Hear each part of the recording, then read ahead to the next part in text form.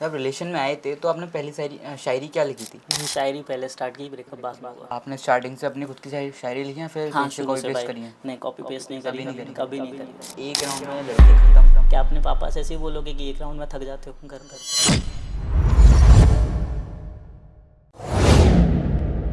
तो यार स्वागत है आपका द रियल रैप के इस पॉडकास्ट में।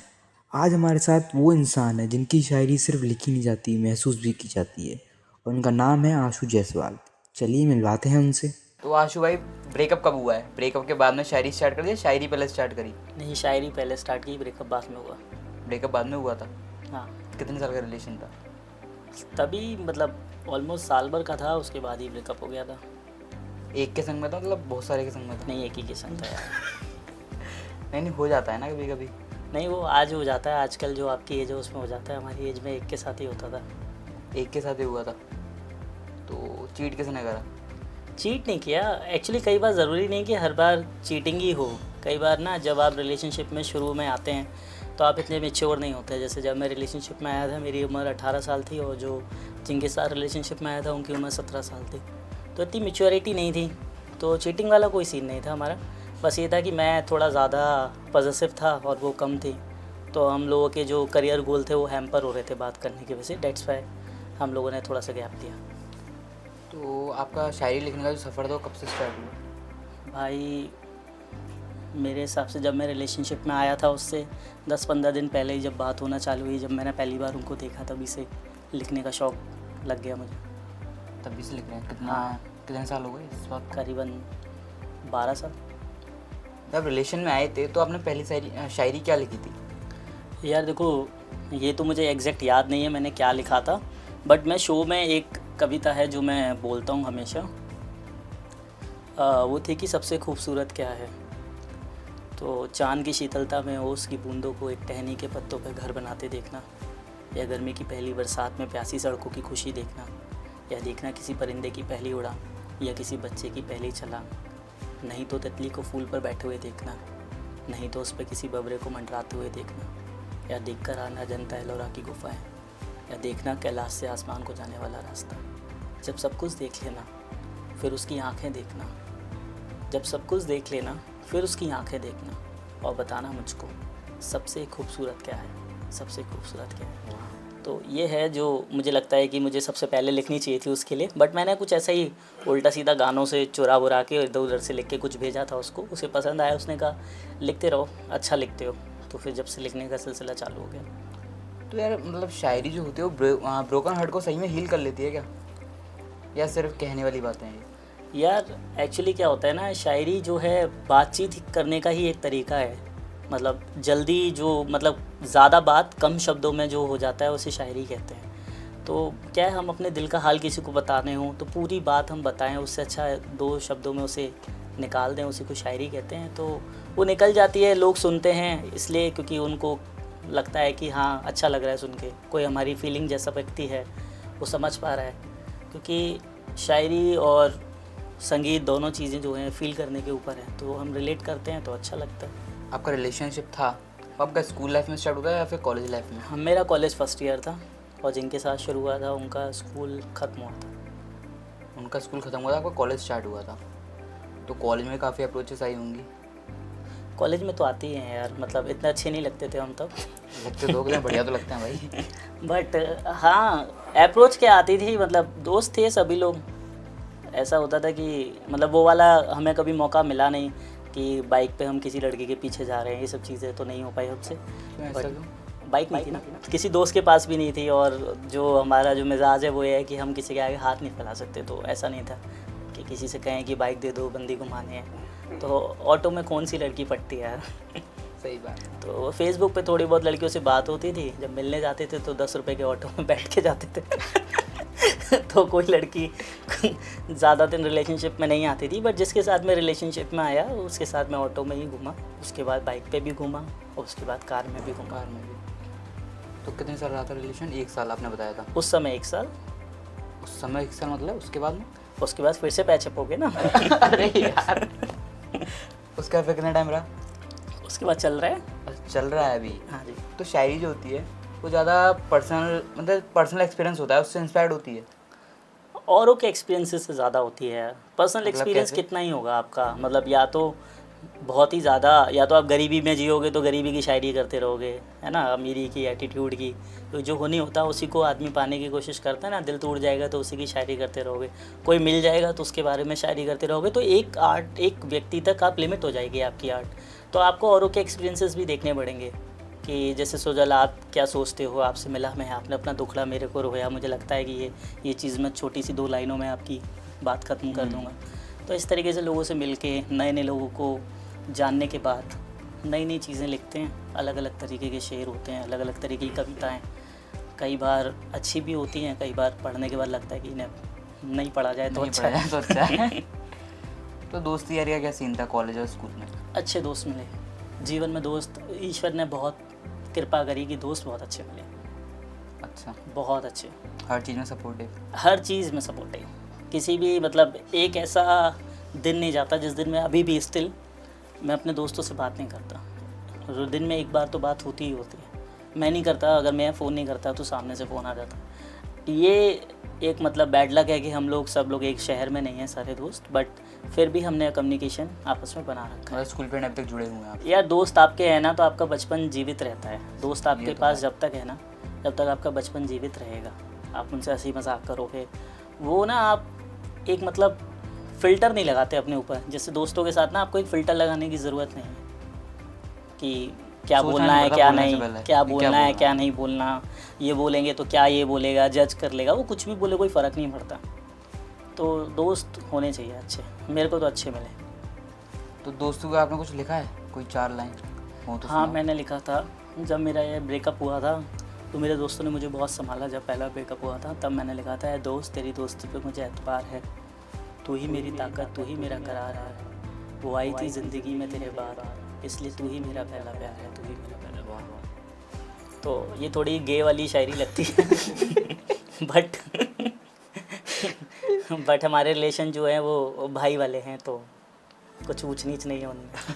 पूछ नहीं, बराबर है सब है। हाँ तो ट्रैवलिंग वगैरह पसंद है?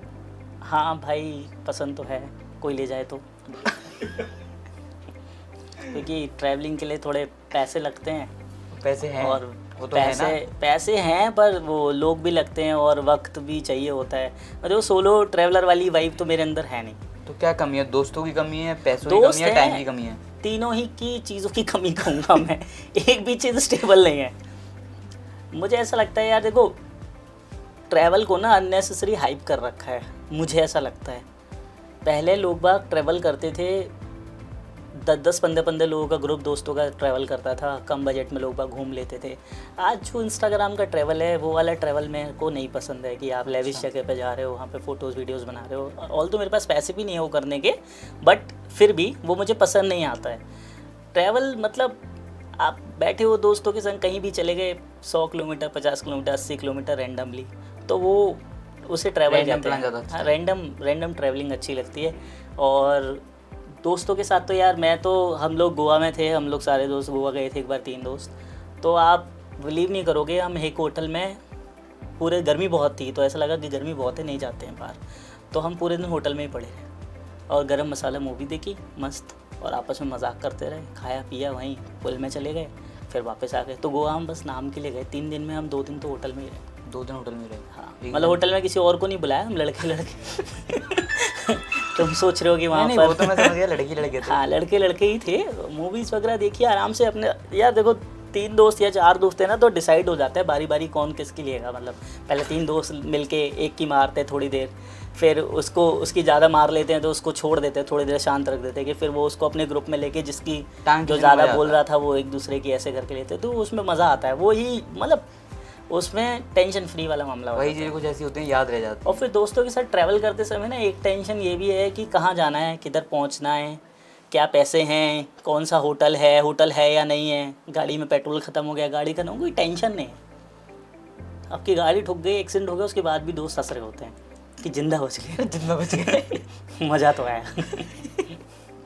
ठीक है।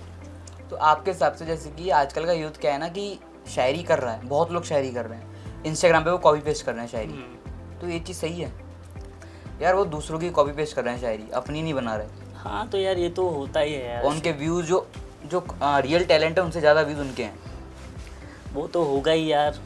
एक्चुअली क्या है ना, देखो इंस्टाग्राम जो है आपकी आर्ट को वैलिडेट नहीं करता है। लोगों को लगता है कि इंस्टाग्राम जो है एक आर्ट को वैलिडेट करने का फॉर्मेट है, या किसी शायरी को या किसी मूवी को या किसी गाने को। पर संगीत और ये फिल्में और शायरियाँ, कविताएं, ये सब इंस्टाग्राम आने से पहले भी थी, और इंस्टाग्राम नहीं रहेगा तब भी रहेंगी।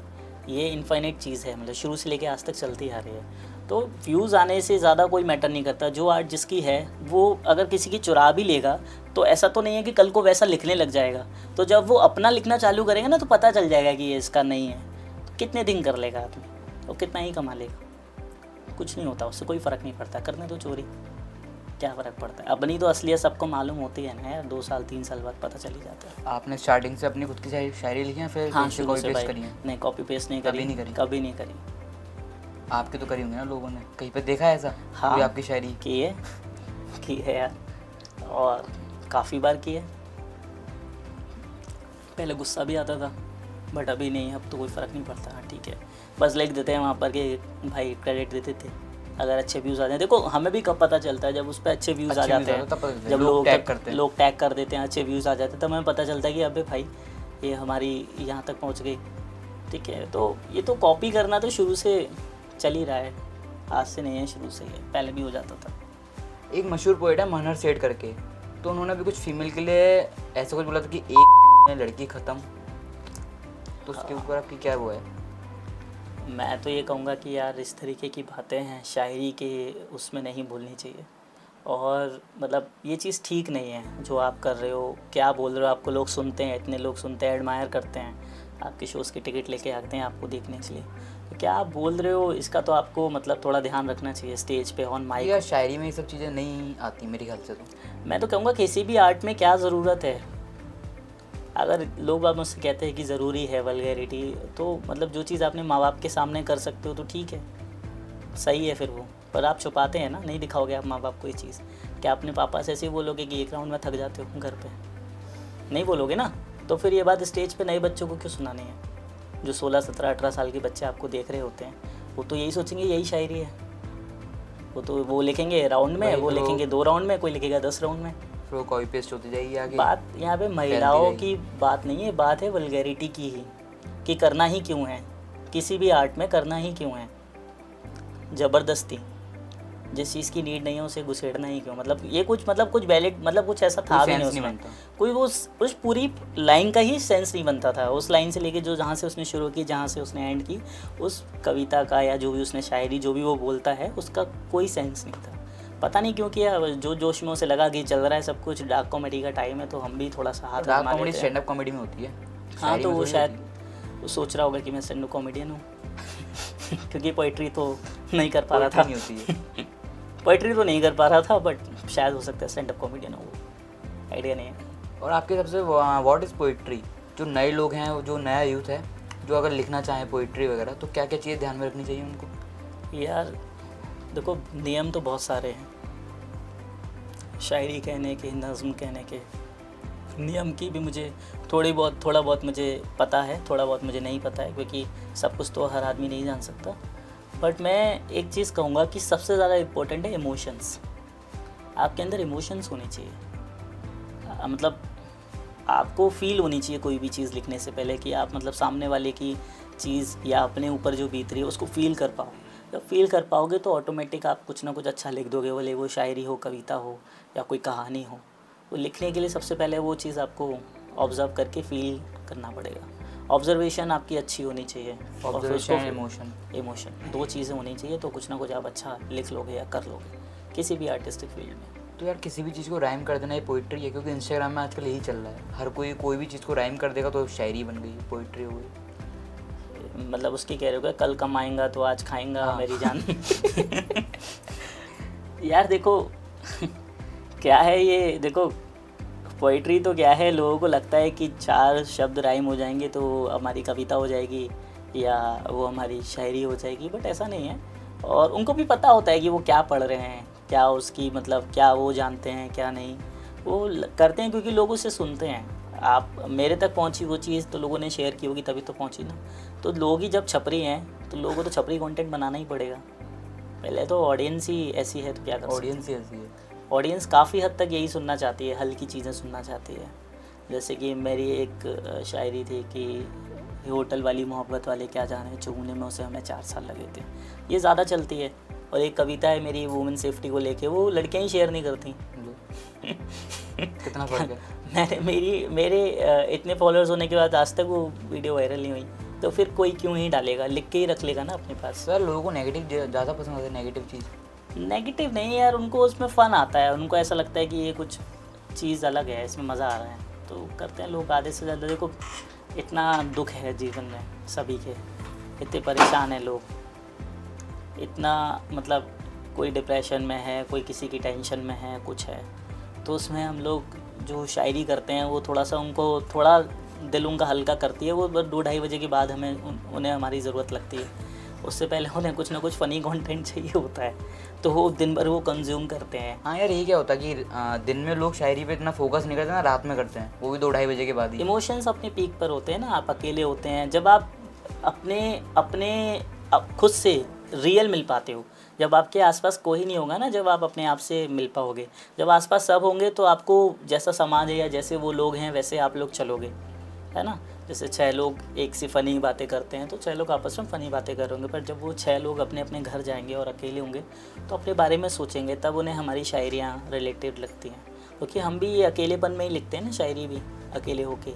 बिल्कुल 10 जनों के साथ तो मैं नहीं लिख सकता कुछ भी अच्छा। तो आप शायरी के अलावा और क्या करते हैं इस समय? मेरा बिज़नेस है।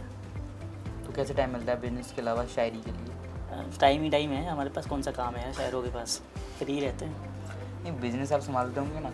हाँ, बिज़नेस के लिए टाइम कैसे मिलता है ये पूछो शायरी के साथ। ना, बिजनेस अगर कर रहे हो तो उसके लिए शायरी के लिए टाइम निकालना पड़ेगा ना, लिखने के लिए।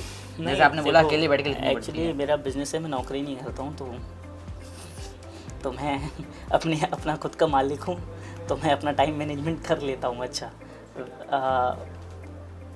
जाता हूँ यार 1-1:30 बजे ऑफिस जाता हूँ, 10-11 बजे तक, रात में फ्री हो जाता हूँ 10 बजे तक। उसके बीच में अगर वक्त मिलता है ऑफ सीज़न में तो अच्छी अच्छी कविताएं शायरी लिख लेते हैं। नहीं मिलता, कोई कोई दिन ऐसा जाता है कि एक थॉट मैंने लिख के रख लिया, अब वो पूरा होगा पता नहीं कब होगा। जैसे कुछ मुझे लगा, ऑब्ज़र्व किया मैंने कुछ और मुझे अच्छा लगा, मैंने लिख लिया नोट्स में अपने, अब वो कभी ना कभी तो पूरा हो जाएगा। कभी कहीं ट्रैवल कर रहा होगा या कभी कहीं अकेला होगा या रात में जगा रह गया तो वो पूरा हो जाता है। ऐसे करके एक गज़ल या एक शेर हो पाता है। ऐसे नहीं लेके बैठता मैं, मतलब औरों का मुझे नहीं पता क्योंकि सब लोग अपने अपने अकेलेपन में लिखते हैं। मेरा ऐसा है कि मैं किसी चीज़ को ऑब्जर्व करता हूँ, उसको नोट कर लेता हूँ, फिर मैं उस पर ज़ोर नहीं डालता कि वो आज ही पूरी हो। अगर मुझे ऐसा लगता है कि इसको लेके मुझे कोई अच्छा थॉट नहीं आ रहा है तो मैं उसे वहीं छोड़ देता हूँ।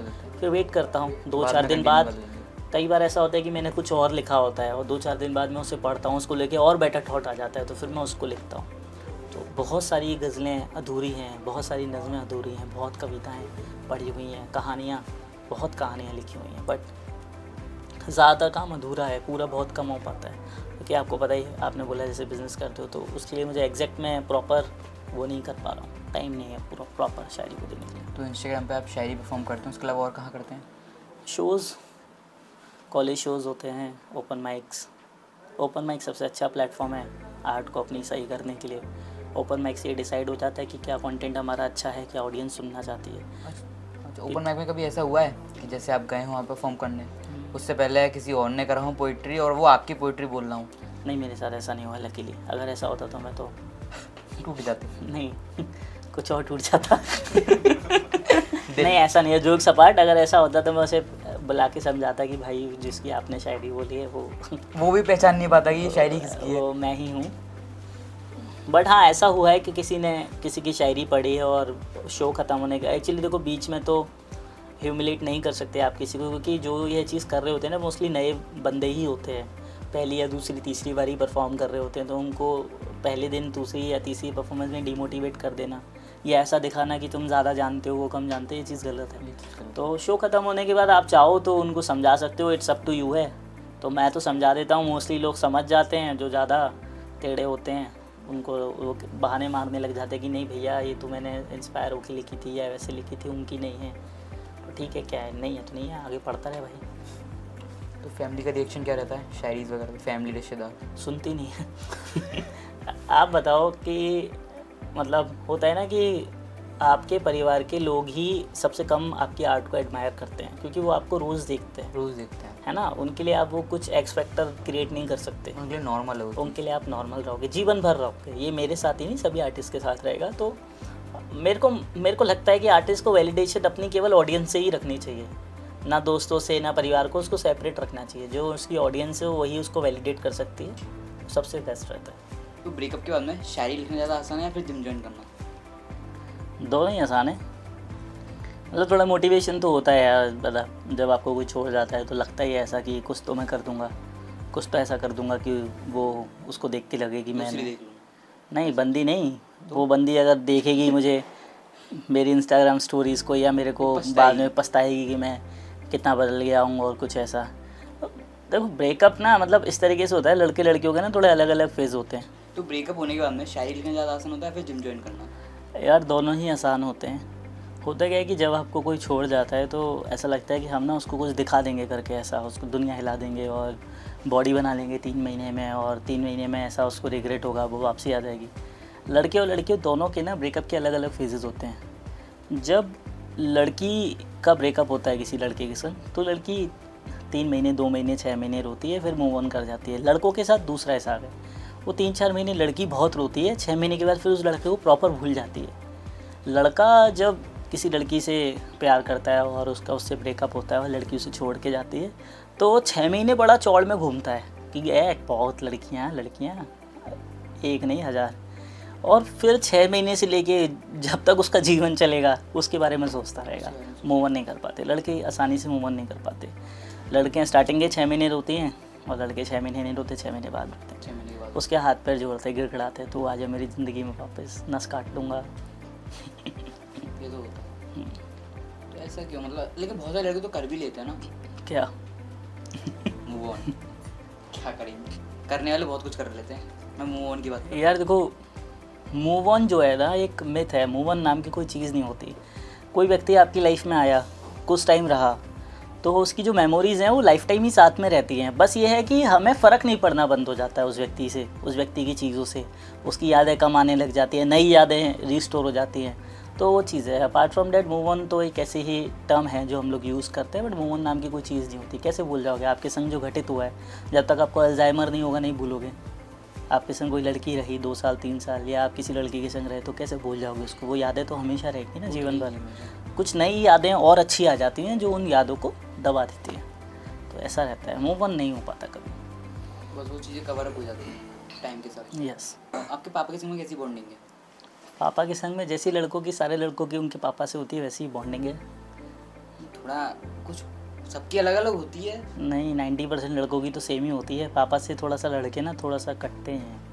मतलब पापा, जैसे हम पापा के साथ रहते हैं और मम्मी के संग रहते हैं, दोनों चीज़ें अलग अलग होती हैं। हम लोग मम्मी के ज़्यादा क्लोज होते हैं, पापा से थोड़ा सा डरते हैं या रिस्पेक्ट करते हैं, जो भी चीज़ है थोड़ा सा कटते हैं। तो ऐसी ही बॉन्डिंग है, थोड़ा सा डर लगता है, थोड़ा सा कटते हैं। पापा का प्यार ही उनका पीटना ही उनका प्यार है, उनका डांटना ही उनका प्यार है।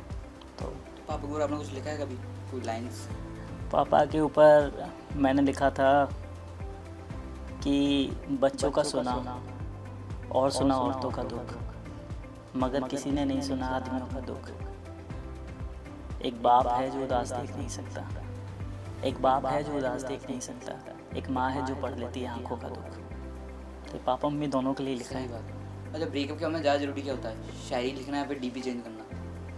बहुत से लोग डीपी हटा देते हैं यार ब्रेकअप होने के बाद में, इंस्टाग्राम ब्लॉक कर देंगे।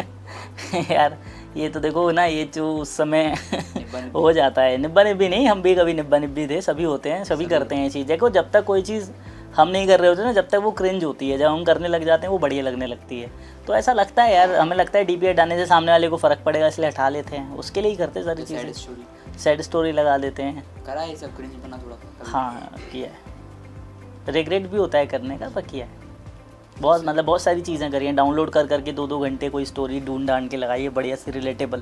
पहले इंस्टाग्राम नहीं था तो बड़ा मुश्किल लगता था, यूट्यूब पे वीडियोस ढूंढनी पड़ती थी, अब तो हाल मिल जाती है। जैसे ही आप सैड हुए वैसे ही उससे संबंधित रील आपको मिलने लग जाएगी, वैसी हो जाती है। बट ऐसा पहले नहीं था, पहले यूट्यूब पे सर्च करनी पड़ती थी, तो वहाँ से डाउनलोड करके फिर उतना ही पार्ट जितना आपको दिखाना है। एक बार मुझे बहुत गुस्सा आ रहा था, तो गुस्सा तो ऐसे तो मेरा वो वाला मिजाज नहीं है कि फ़ोन पे गाली देना, मतलब ऐसा वाला नहीं है, या डांटना ये सब नहीं। तो आप कैसे एक्सप्रेस करें गुस्सा आ रहा है? तो मैंने एक रील ढूंढी यूट्यूब पर, मतलब वीडियो ढूंढी, उसमें ना एक आदमी अपने घर के सारे शीशों को तोड़ लेता है और मुंह का मुक्का मारता है। तो वो वीडियो डाउनलोड करके क्रॉप करी, उसका रेशो 9:16 किया, और जब तक गुस्सा शांत हो गया नहीं लगाई, शांत हो गया होगा। नहीं लगाई फिर। तो ऐसा होता है, मतलब हम लोग सोचते हैं कई बार, अब तो ऐसा हो गया ना कि मतलब मैं उस तरीके का हूँ कि वो तो चीज़ नहीं लगानी जो दुनिया लगा रही है, वो ट्रेंड फॉलो नहीं करना जो दुनिया करना है। थोड़ा इस तरीके का रहता है ना अपना, कि जिस गाने को तो सभी लगा रहे हैं तो ये वाला गाना हम नहीं लगाएंगे, अलग लगाना। कुछ अलग लगाएंगे। तो वो वाला थोड़ा अपना सिस्टम वैसे। और फ्यूचर प्लान क्या है आपके? फ्यूचर प्लान यार ऐसा तो कुछ नहीं है। बिजनेस करना है या फिर? बिज़नेस तो करना ही है, ये तो बहुत मेहनत से मैंने बनाया है, पापा का नहीं है सारा, मैंने ही बनाया है, तो इसको तो करना ही करना है। साथ में शायरी भी करनी है और अच्छा मुकाम हासिल करना है इसी में। मतलब लोग सुने यार, लोग ऐसा कुछ लिख पाऊँ जो लोगों को पसंद आए, लोग सुने, मुझे पसंद करें, प्यार करें, बस यही चाहिए। क्योंकि पैसा तो बिज़नेस से कमा ही रहा हूँ, थोड़ा शायरी से भी कमा लूँ, नहीं शायरी से भी पैसा कमा लूँ।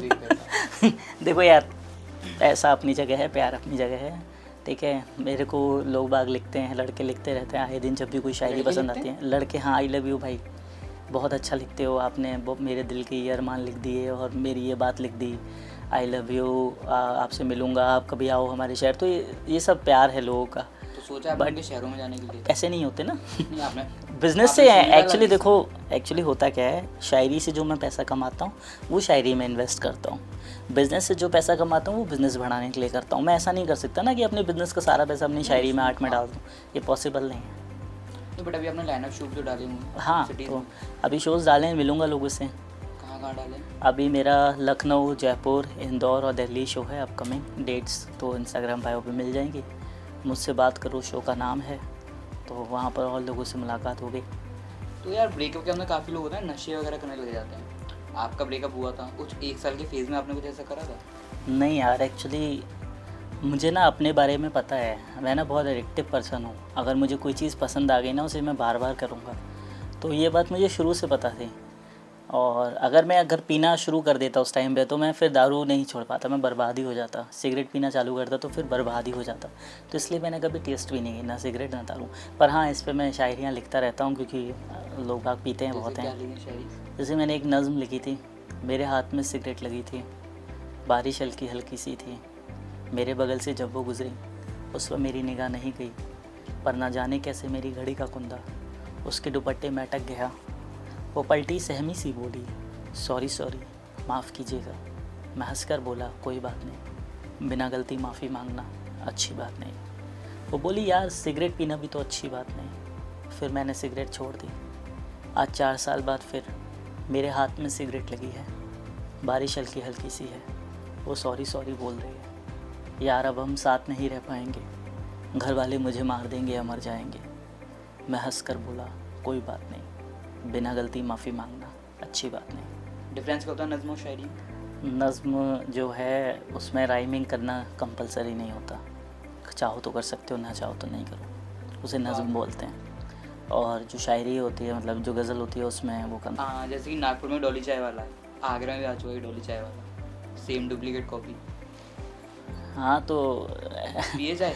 नहीं भाई, मैंने चाय तो नहीं पी, बट हाँ हो सकता है आ गया हो। मैंने देखा था इंटरनेट पे, तो मतलब वो है ना कि every masterpiece have its cheap copy, तो every cheap copy have its cheap copy. तो कॉपी की कॉपी है भाई, वो बढ़िया है। उनका बॉडीगार्ड है, आपके पास नहीं बॉडीगार्ड? ज़रूरत क्या है, बॉडी ठीक है ना। अच्छा। ज़रूरत लग रही है बॉडीगार्ड की, क्या ज़रूरत है? कौन आगरा में भाई इतना अभी गुंडागर्दी नहीं हुआ है कि कोई भी बेफिजुल हमसे चैटेल झगड़े, तो पड़ते ही नहीं इन चक्करों में भाई। उसको बॉडीगार्ड की इसलिए ज़रूरत है कि वो थोड़ा ज़्यादा पतला है, गेस, तो उड़ ना जाए हवा में, तो पकड़ के रखें, इसलिए शायद बॉडीगार्ड की ज़रूरत है। वरना चाय वाले को क्या बॉडीगार्ड की ज़रूरत है, जब तक वो प्रधानमंत्री ना बन जाए। तो कभी खराब फेज़ रहा है आपके संग में, रिलेशनशिप में, फैमिली में? यार हमेशा आते रहते हैं, खराब फेसेस का क्या है। बट हाँ, एक बार बहुत ज़्यादा डाउन फील हुआ, और सच बता रहा हूँ कि अगर मेरे दोस्त नहीं होते और परिवार नहीं होता तो शायद मैं यहाँ नहीं होता। ऐसे थॉट्स आते हैं जब आप बहुत यंग होते हो और बहुत सारी एनर्जी आपके अंदर होती है, बट आपको कुछ समझ नहीं आता कि करें क्या उस एनर्जी का, कोई राह नहीं दिखती। तो उस टाइम पे लगता था ऐसा कि कैसे होगा यार, कर पाएंगे या नहीं कर पाएंगे, जो अपने को अचीव करना है, जो अपने गोल्स हैं इन टर्म्स ऑफ फिनेंशियल, परिवार को लेके जो गोल है, कहाँ आपको रहना है, क्या आपको गाड़ी चाहिए, ये सब लगता था। बट हाँ, समय के साथ वो जो स्ट्रेस था वो कम हो गया और फिर अभी तो वैसा ही वक्त चल रहा है। ख़राब तो नहीं कहूँगा और बहुत अच्छा भी नहीं कहूँगा, अच्छा वक्त चल रहा है, मतलब संतुष्टि वाला वक्त चल रहा है और वही जीवन का सत्य है। मतलब आप संतुष्ट हो तो जीवन बढ़िया लगेगा, सेटिस्फेक्शन ज़रूरी है। जो भी आप कर रहे हो उसमें आपको संतुष्टि है तो ठीक है। चलो अब बात करते थोड़ी बहुत शायरी की। तो जैसे कि आपकी कोई फेवरेट शायरी कौन सी है जो आपको खुद पर्सनली पसंद हो? शायरी किसी और की या मेरी? अपनी खुद की। यार देखो, मैंने एक गज़ल कही थी, उसमें ये था कि मैं अपनी दुनिया में रहता हूँ, मुझसे बात करो, तुम मुझसे पूछो मैं कैसा हूँ, मुझसे बात करो। जब तन्हा होता हूँ तो खुद से बातें करता हूँ, फिर तेरी तस्वीरों से कहता हूँ मुझसे बात करो। कहता रहा खुदकुशी से पहले मैं सबसे बार बार, मैं कुछ दिन में मरने वाला हूँ, मुझसे बात करो। यार मज़ा आ गया भाई। और आखिरी इसमें लिखा था कि मेरे बारे में जो तुम कहते फिरते हो दुनिया भर से, ये जो पीठ पीछे बोलते हैं ना, हमारे सामने तो बोल नहीं पाते, तो जो पीठ पीछे बोलते हैं उनके लिए लिखा था कि मेरे बारे में जो तुम कहते फिरते हो दुनिया भर से, मैं आज तुम्हारे सामने बैठा हूँ, मुझसे बात करो। मुझसे बात करो फिर बात, सामने बैठा बात तो कर ही रहा पीठ पीछे कुछ बोलता ही नहीं, सामने बोल रहा हूँ, सामने बात हो रही। फिर ठीक है। फिर ठीक है। अच्छा, कोई आपकी पोइट्री ऐसी है जो आप चाहते हो वायरल हो जाए, जो अभी तक आपने कहीं और नहीं सुनाई हो, ऐसी कोई पोइट्री? हाँ, एक ऐसी नज़्म है जो मैंने अभी तक नहीं सुनाई है। अब देखता हूँ मुझे कितनी याद है, मैं सुनाता हूँ आपको। कि ऐसी ही किसी शाम में जब तू मुझे पुकारे मेरा नाम ले, लौट आऊँ अगर तो मुझे याद दिलाना, कैसे तू मुझे छोड़ गई थी, क्या मजबूरी थी, क्या वजह रही थी, कैसे घर से भागे थे हम, कैसे थाने में तू पलट गई थी। जो कुछ किया तूने मुझको भी कर जाना है, मुझे भी बहाने बना के तुझे एक बार छोड़ के जाना है। वाह, दिल को छूने वाली शायरी है एकदम। छोड़ के गया क्या कोई?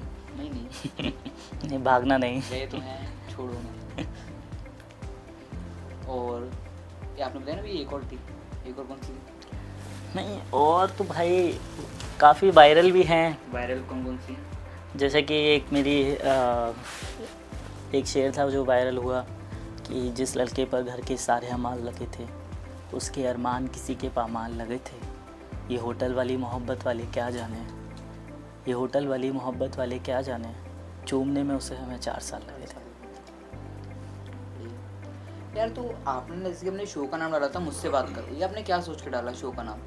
यार मुझे ऐसा लगता है ना कि हम जो नहीं कर पा रहे ना आज के समय में, मतलब इतना ज़्यादा कंटेंट है, सब चीज़ें हैं, बात नहीं कर पा रहे। हम दिन भर में 10 रील 12 रील अपने दोस्त को भेजते हैं, बट हम उससे बात नहीं कर रहे होते। बस वो रील भेजेगा, वहाँ पे वो रिएक्ट कर देगा, फिर आप 12 रील भेजोगे, रिएक्ट नहीं कर पाओगे। तो मैंने शो का नाम मुझसे बात करो इसलिए रखा था कि मैं एक ऐसा शो बनाना चाहता था जिसमें मेरे पास जो ऑडियंस आए, मैं उन्हें गज़ल, पोइट्री, जो भी कविता जो भी मैं सुनाता हूँ, उसके अलावा उनसे बातचीत कर पाऊँ, उनके दिल का हाल समझ पाऊँ, जिससे कि मैं और अच्छी कविताएँ और पोइट्री कह पाऊँ और उन लोगों को भी हल्का फील हो। इसलिए शो का नाम मैंने रखा था कि मुझसे बात करो। तो यार कैसा लगा हमारे पॉडकास्ट में? बहुत अच्छा लगा सुजल, बहुत अच्छे से आप सवाल पूछते हो और मज़ा आया मुझे आपसे बात करके।